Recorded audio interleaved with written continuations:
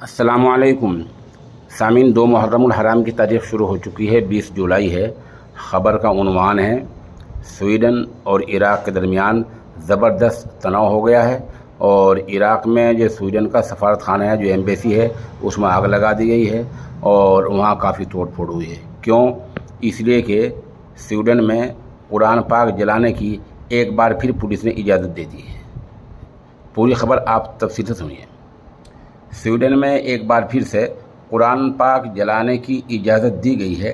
اس کو لے کر عراق کی راجدھانی بغداد میں واقع سویڈن کے سفارت خانے میں آج زبردست مظاہرہ ہوا ہے، اور مظاہرے کے بعد اس کی سرکار نے ایک بیان میں وہاں کا بڑا اعلان کیا ہے۔ سویڈن میں دوبارہ قرآن جلانے کی اجازت دیے جانے کے بعد سے اسلامک دیش عراق اور سویڈن کی جو حالات ہیں ان میں تناؤ پیدا ہو گیا ہے۔ آج جمعرات کے دن صبح عراق کی راجدھانی بغداد میں واقع سویڈش سفارت خانے کو مظاہرین نے نقصان پہنچایا ہے اور وہاں احاطے میں آگ لگائی ہے۔ اب خبر آ رہی ہے کہ اس کے کچھ ہی گھنٹوں کے بعد میں عراق نے سویڈن کے سفیر کو نشکاشت وہاں سے معطل کر دیا ہے، اس کے کام کو پوری طرح روک دیا ہے۔ یہ بھی احتجاج کا طریقہ ہے۔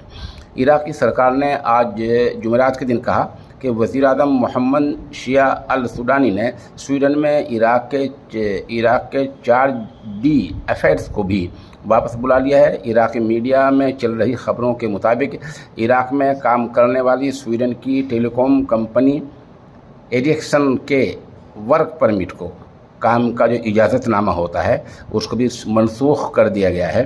پچھلے مہینے عید الاضحیٰ کے دن سویڈن کی راجدھانی اسٹاک ہوم کی سب سے بڑی مسجد کے باہر قرآن کی ایک پرتی، اس کا ایک نسخہ آگ کی نظر کر دیا گیا تھا۔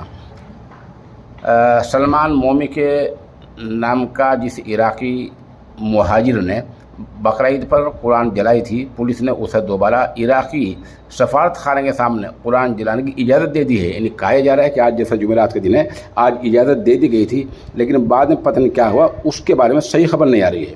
بہرحال قرآن کا نسخہ جلائے جانے اور پھر دوبارہ ایسے ہی کام کی اجازت دیے جانے سے ناراض عراقی لوگوں نے بغداد میں واقع سویڈن کے سفارت خانے پر زبردست حملہ بول دیا ہے، اور جیسا ہم نے بتایا کہ عراق کی جو سرکار ہے اس نے وہاں کے سفیر کو معطل کر دیا ہے، اسے واپس بھیج دیا ہے۔